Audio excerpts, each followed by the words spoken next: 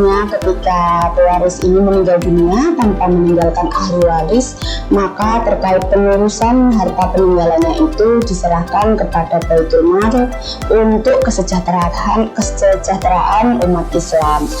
Lantas yang lebih ekstrim lagi, Pak, manakala terjadi sengketa terkait waris ini antar orang-orang Islam, di mana mereka ini harus mengajukan perkaranya? Ya, asas personalitas tadi, keislamannya itu ya kan, ya tetap ke pengadilan agama. Meskipun di antara ahli waris, salah satu ahli waris itu tidak beragama Islam, terbukti bahwa ada dua atau satu di antara ahli waris itu sudah tidak lagi beragama Islam, tetap ke pengadilan agama. Soal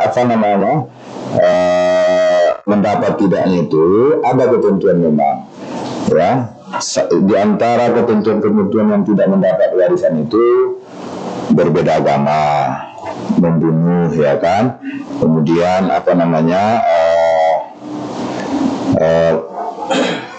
mendapat hukuman itu kan, karena memfitnah mendapat hukuman. Jadi itu dia, tetap prosesnya secara Islami. Tentang saudaranya yang tidak Islam ini, ketika si ahli pewaris meninggal dunia, ahli warisnya salah satu, memang terbukti bahwa dia darah dagingnya, bahwa itu hasil perkawinannya, ternyata anaknya itu sudah murtad, ya, tidak mendapat bagian harta warisan sebagaimana yang ditentukan dalam surah An-Nisa tersebut. Ya, kalau dari segi kemanusiaannya, ya, dia bisa dibuat dan diberikan secara wasiat gitu ya.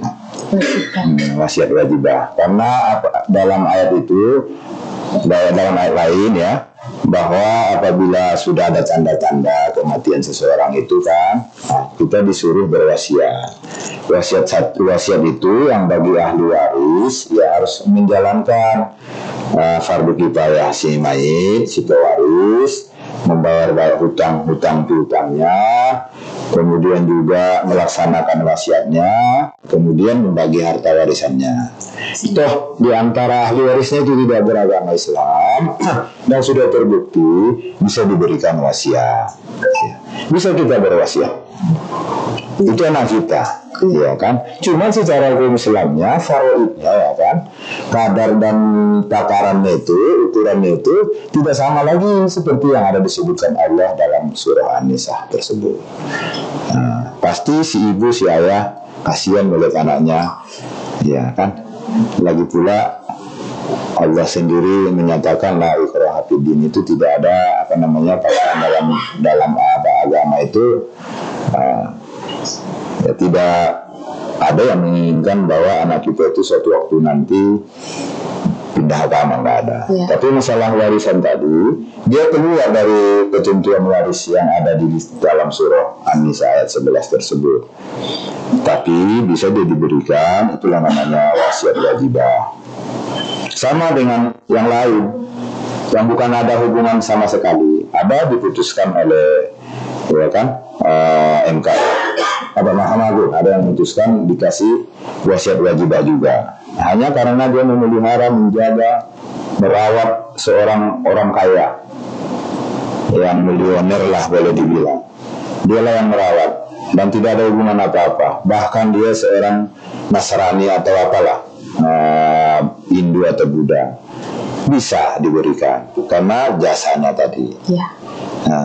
Mungkin itu kalau mengenai di antara salah satu atau beberapa ahli waris terbukti bahwa ada hubungan darah karena perkawinan, kemudian juga terbukti bahwa dia itu adalah anak kandung, dan terbukti bahwa orang tuanya memiliki harta dan dia tidak termasuk ahli waris akan karena kemurtadannya, tapi dia bisa memperoleh hak dari harta-harta ayahnya.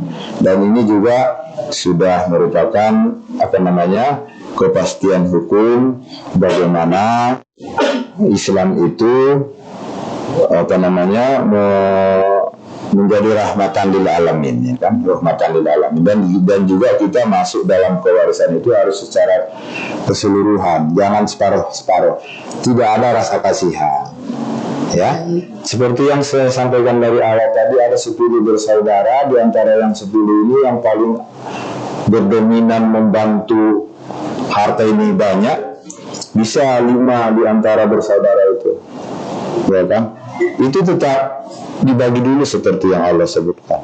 Ketika selesai, karena jasa dia mengejar mencapai harta ini sehingga banyak, karena banyak jasa dia di situ, ya bisa dilebihkan ke dia. Tapi harus dasar kesepakatan. Baik. Ini pasti ada sengketa ke pengadilan, sering seperti itu, antara anak dengan ibu apabila suami meninggal, antara anak laki-laki dengan anak perempuan apabila kedua orang tua sudah meninggal. Tadi jangan lupa, bagi ahli waris mempunyai kewajiban untuk mengurus jenazahnya, membayar hutangnya, melaksanakan wasiatnya, dan juga secepat mungkin bisa dibagi harta warisannya. Tapi ada yang nggak membagi, menunggu. Nah, ini yang problem besar bagi kalangan kita, khusus di beberapa wilayah daerah di Indonesia ini. Karena masih hidup ibunya, jadi ditunggu dulu. Dengan alasan adik-adiknya masih ada yang kecil.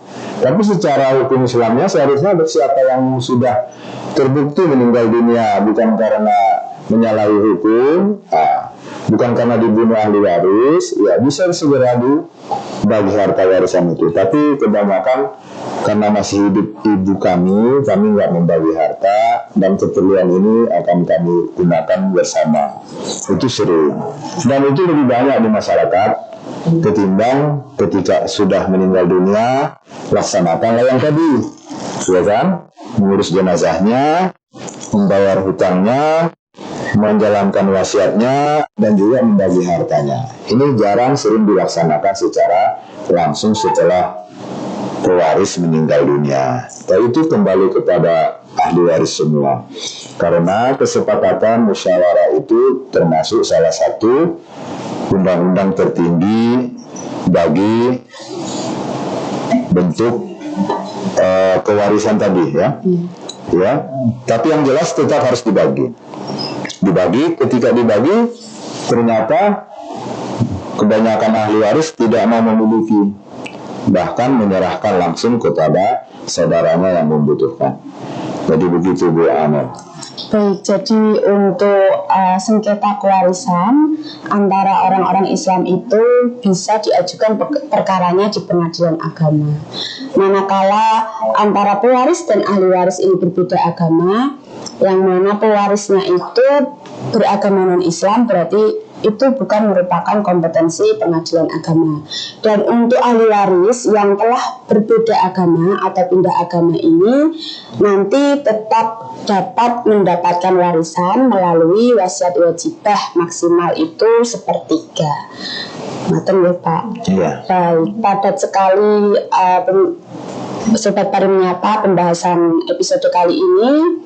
Saya tak lupa untuk mengingatkan kembali kepada Sobat Pari Menyapa yang ada di rumah, kalau ingin bertanya kepada narasumber bisa bertanya melalui kolom komentar YouTube Pengadilan Agama Wonogiri. Nanti admin akan segera membalas setelah mengkonfirmasi dengan narasumber.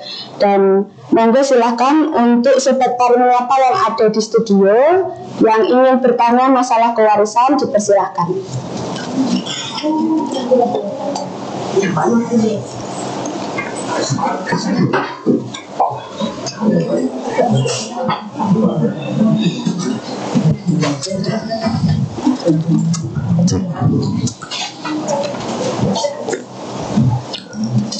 Terima kasih moderator yang telah memberikan waktu pada kami. Terima kasih Bapak narasumber, menarik sekali memang membahas soal waris, karena kita berharap mendapatkan warisan yang berkah dari orang tua. Semuanya saya kira mendapat warisan yang berkah. Yang kami tanyakan pada narasumber yang pertama, barangkali memang tidak tentang soal waris, tapi ada keterkaitannya.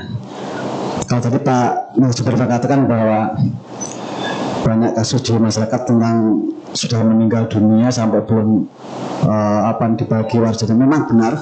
Jadi saya tanyakan, ada satu kasus di masyarakat bahwa seorang tua itu bapak ibu sudah meninggal dunia, sementara pekarangan tanah yang ada itu sudah ditempati anak pertama, anak kedua, anak ketiga, anak keempat, sudah dibangun rumah semua, sementara setempat masih atas nama orang tua dan bahkan sampai ke cucu-cucunya, sehingga dia menempati tanah masih milik orang tuanya semua. Nah, ini bagaimana dalam rangka untuk mengurus hak-haknya tadi, karena memang sudah saking lamanya turun sampai nggak diurus sertifikat mereka itu yang pertama. Kemudian yang kedua, ada satu orang tua itu sudah membagi-bagi kepada anaknya 5, katakanlah seperti itu. Si pertama dikasih ini, yang kedua dikasih ini, yang ketiga dikasih ini, dan seterusnya. Kemudian dalam perjalanan itu ada yang sudah dibalik namakan, ada yang belum.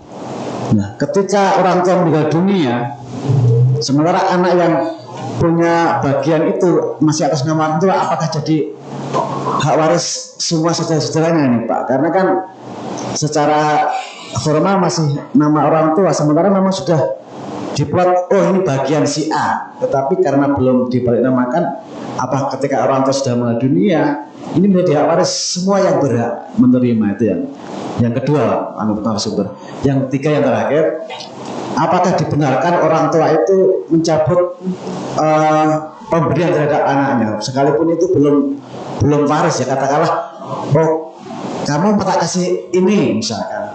Nah, dalam perjalanan waktu ternyata si anak ini sukses kehidupannya sehingga tak cabut, kamu nggak usah ya, kamu sudah kehidupannya sudah mapan, kamu nggak usah tak kasih. Apakah dibolehkan? Itu narasumber. Mungkin demikian dari saya. Terima kasih. Monggo silahkan narasumber bisa langsung dijawab ya.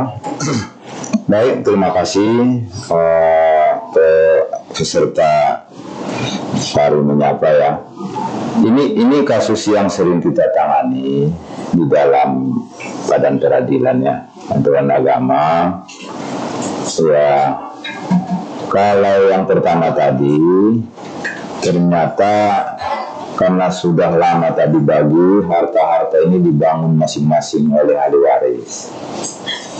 Prinsip dasar dari ayat tersebut seperti halnya tadi yang saya sampaikan, ketika diambil oleh pamannya harta itu secara keseluruhan, mereka mengadu kepada Rasul. Rasul mengatakan ke sahabatnya, panggil pamannya, sehingga Rasul bagi 2/3 untuk kedua anak gadis tadi, anak perempuan tadi, karena harta itu sangat dibutuhkan dalam sejarahnya itu oleh kedua gadis tersebut untuk pelaksanaan pernikahan, sehingga paman tersebut rela. Sama dengan ini, memang sudah dibangun, nggak mungkin rumah itu akan dirobohkan, nggak mungkin rumah itu akan dipindahkan. Secara Islami bisa kita cari solusinya, ya kan? Bisa kita cari solusinya kalau seandainya itu disengketakan. Ya, disengketakan. Contoh, 5 mereka, 4 sudah membangun, 1 belum dapat apa-apa. Bisa kita tetapkan harta itu secara keseluruhan itu adalah harta warisan, ya kan? Sehingga bagi yang sudah membangun, bagi yang sudah tinggal di harta warisan peninggalan orang tuanya itu terbukti memang itu harta warisan, apa warisnya benar, ahli warisnya benar, harta yang ditempati dibangun itu juga memang harta dia, bisa kita tetapkan melalui putusan bahwa yang tidak mendapat sama sekali itu mereka bisa mendapat hak dari apa yang sudah dinikmati oleh saudara-saudaranya dengan besaran berapa, harga berapa. Ya, bisa kita tetapkan bahwa mereka harus melunasi, memberikan hak yang satu orang tadi tidak mendapat sama sekali. Dengan alasan tadi, secara hukumnya juga kita nggak mungkin menghancurkan rumah itu dalam proses peradilan atau memindahkan. Tidak mungkin. Sama dengan harta bersama juga sering terjadi seperti itu.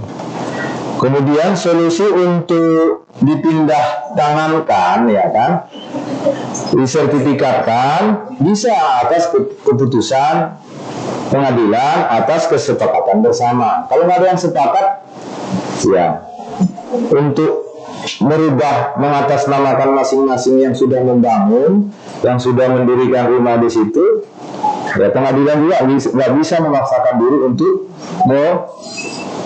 menetapkan bahwa tanah tersebut rumahnya bukan harta warisan pewaris. Tapi kalau tanahnya bisa, secara eksekusinya kan juga mendapat kesulitan.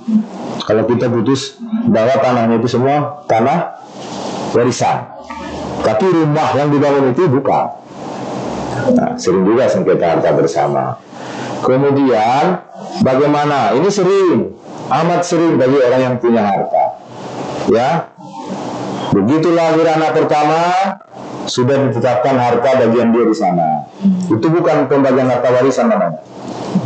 Ya, karena dari ayat itu apabila sudah ada tanda-tanda kematian dan memiliki harta, berwasiatlah. Berwasiatnya itu ada nih. Kalau yang saya alami sendiri sebagai cucu, ada wasiat kakek saya dulu, sekian tanah itu diwakafkan hasilnya. Saya alami. Tidak tahu kapan berakhir. Nah ini kan, ini juga tidak pas wasiatnya itu. Ya kalau memang itu tanah wasiatnya diwakafkan sepertiga dari seluruh hartanya, ahli waris nggak ikut campur. Ini tidak. Saya alami sendiri sebagai cucu, dan juga ini perdebatan sampai MUI, sampai turun MUI, sampai kami bersaudara antar orang tua hampir tak bersapa lagi. Baru-baru ini baru mulai lagi. Ini gara-gara harta, tuan takir kata orang ya, meninggalkan harta banyak gitu. Iya, dibagi-baginya. Yang sana untuk anak pertama, yang sini untuk anak pertama, yang ini anak kedua, ya. Terus pokoknya sesuka dia, dia punya harta kan. Ketika ada masalah, ya baru. Ketika ada masalah baru. Jadi harta warisan yang dibuat seperti itu bukan warisan. Itu masih sebatas pemberian. Seandainya dalam hukum Islam itu tidak setuju salah satu dari ahli waris keseluruhannya diberikan sama si A, itu secara hukum Islam tidak sah. Tidak sah pemberian itu untuk menjadi milik si A tadi, anak yang pertama lah. Makanya nggak masuk dia sebagai warisan. Bisa dibatalkan, bisa pemberian orang tua itu, karena dia belum masuk dalam bentuk warisan. Karena orang yang punya harta masih hidup, tapi dibagi-baginya. Kalau sudah terbukti ada atas nama dia, nah ini sengketa yang sering terjadi. Ya, itulah tadi hakim bisa dengan pembuktian fakta-fakta hukumnya bisa menentukan kembali bahwa di antara bersaudara itu masih ada yang tidak dapat sama sekali ahli waris, harta warisan yang ditinggalkan orang tuanya bisa tidak tetapkan. Dia bisa berbentuk uang harus wajib dibayar oleh ahli waris lain kepada dia. Itulah rasa keadilan itu. Karena kalau kita lihat keadilan yang seadil-adilnya itu tidak pernah hakim bisa melaksanakan itu. Saya pasti percaya bahwa tidak ada hakim, sejak hakim tingkat pertama, tingkat banding sampai kasasi, memberikan keadilan yang seadil-adilnya belum ada. Hanya Allah lah yang bisa memberikan keadilan itu. Makanya tentang pewarisan itu Allah yang buat aturannya, bagian ketentuannya, bukan Rasulullah SAW. Tapi melalui hadisnya banyak sejarah, banyak masalah yang dihadapi masyarakat oleh karena pengaruh suku-suku dalam masa Rasulullah ya. Suku banyak, puluhan suku pada masa Rasulullah.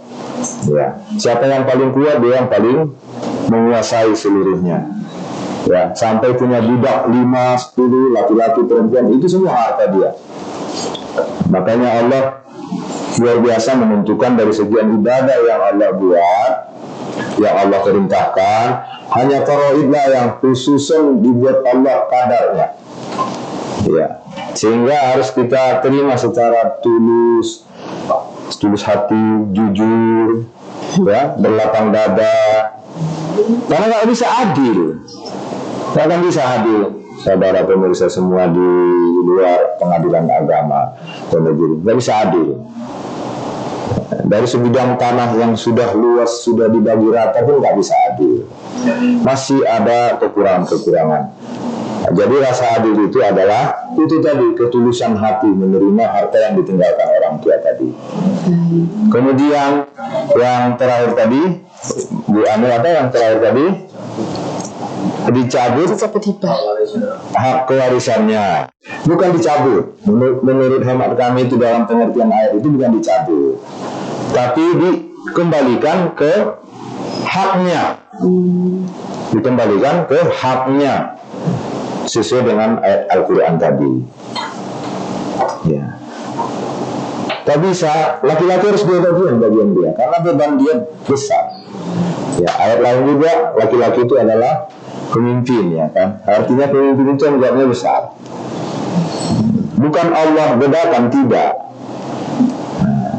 Karena apa namanya? Laki-laki ini mempunyai kewajiban sepanjang hayat sampai harus dipertanggungjawabkan di akhirat gitu. Jadi kalau perempuan itu kenapa cuma satu bagiannya, yang mendatangi dia nanti akan membawa kewajiban yang dibawa seperti saudara kandungnya ke wanita lain gitu. Jadi Allah bukan membedakan laki-laki dan perempuan dalam segi ahli waris, kewarisan itu tidak. Itu karena tanggung jawab tadi. Karena tanggung jawabnya besar laki-laki dalam rumah tangga. Ya, istri kewajiban, anak, rumah. Ya, kalau dalam Islam itu Pak Nur, laki-laki itu bisa, kalau kita ke Timur Tengah itu bisa menikah itu nggak sembarangan suka gitu. Harus lengkap semua. Wanita itu nggak ada kerjanya, dia hanya melayani suaminya. Ya, sampai ya apa namanya, banyak yang dari orang-orang yang tidak mampu itu susah menikah di awal sudah usia cukup menikah, berani menikah karena kewajiban laki-laki itu besar. Nah, sekarang emansipasi wanitanya lebih besar di dalam rumah tangga, tapi secara Islaminya tetap suami yang bertanggung jawab. Tetap suami yang bertanggung jawab. Kemudian untuk apa tadi, pembagian yang tidak sesuai, ya, pembagian harta yang ditinggalkan pewaris itu tidak sesuai, pengadilan bisa menentukan kembali sesuai dengan aturan yang berlaku dengan segala cara dan kemungkinan, sehingga ahli waris merasa adil. Dan tidak sedikit ini harta warisan ini tidak sampai ke pengadilan, dibiarkan saja nggak dipedulikan. Nah, ini juga termasuk perbuatan zalim bagi ahli waris. Sampai turun-temurun. Sekarang sudah bukan lagi cucu, bukan lagi cicit. Cicit itu sudah punya anak. Masih ada harta yang seperti itu belum dibagi. Yang memilikinya itu dari anak terakhir. Dari anak pertama, kedua itu nggak dipedulikan lagi. Jadi yang turun mengurus harta pusaka itu dari anak yang terakhir ini sampai sekarang masih ada seperti itu. Dibiarkan. Makanya apa namanya ya? Dalam kalangan kita itu sebenarnya begitu meninggal dibagi seharusnya. Yang paling abdul itu dibagi, disegerakan. Karena salah satu yang disegerakan di dunia ini termasuk faraid. Ya, pengurusan jenazahnya, terus faraidnya itu termasuk dalam fikih Islami yang harus disegerakan. Sudah cocok, nggak lama-lama. Nah, kalau udah cocok dengan pasangan disegerakan, itu termasuk juga.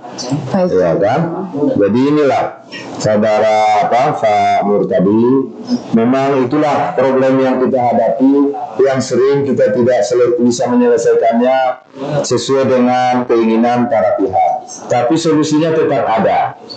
Tetap ada, kita buktikan bahwa tanah itu tanah warisan, rumah terbukti bahwa itu rumah bangunan anak-anaknya. Yang kita tentukan sebagai harta warisan adalah tanahnya. Kalau memang nggak mungkin lagi diroboh, dipindahkan, ya secara manusiawi juga bisa kita tentukan, bisa selama sekian tahun saudara A, B, C, D memberikan hak pewarisan kepada si L. Si L yang nggak dapat sama sekali. Bisa tidak tetapkan dengan akibat adanya kelalaian, adanya juga kesengajaan. Kelalaian tadi, orang tua membiarkan harta-harta tanah dia ini dibangun oleh saudara-saudara yang sudah mapan, tanpa memikirkan saudara-saudara yang belum bisa apa-apa. Begitu dia meninggal, dituntut yang tidak mapan ini tidak berhasil. Itu semua melalui pengadilan bisa kita tentukan. Kemudian peralihan nama tadi, apabila sudah dikasih masa hidupnya, ya itu juga kembali kepada ahli waris. Bisa saja kita tetapkan melalui pengadilan, ya, untuk ditetapkan bahwa itu sudah mengatasnamakan si A, si B, si C, harta yang dari orang tuanya. Tinggal beberapa orang lagi belum dapat apa-apa. Bisa. Menurut kami begitu. Bagaimanapun, karena harta ini adalah tanggung jawab pewaris dan juga tanggung jawab yang sama oleh ahli waris, dan juga sanksi yang besar bagi pewaris dan ahli waris itu sama. Jadi membiarkan harta-harta kita itu pun nanti Pak Nur umpamanya punya harta banyak, dibiarkan tidak seperti itu. Harus kita arahkan dari saat kita memiliki harta sampai nanti kita tiada. Karena janganlah karena harta yang kita cari itu sengketa di antara darah daging kita sendiri, kita juga nanti yang sengsara di alam kubur sana. Makanya Rasulullah SAW Allah buat tidak memiliki apa-apa, tidak meninggalkan apa-apa, sehingga problem anak-anaknya tidak sampai mencuat ke dunia ini sampai saat ini.